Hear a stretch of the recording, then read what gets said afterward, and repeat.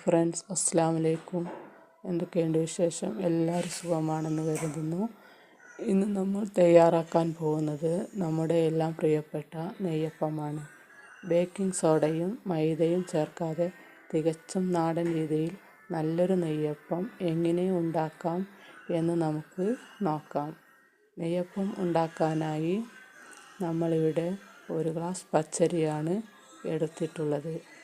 ആദ്യം നമുക്കിത് നന്നായി കഴുകി കുറഞ്ഞത് 3 മണിക്കൂറെങ്കിലും കുതിർത്താൻ വെക്കണം.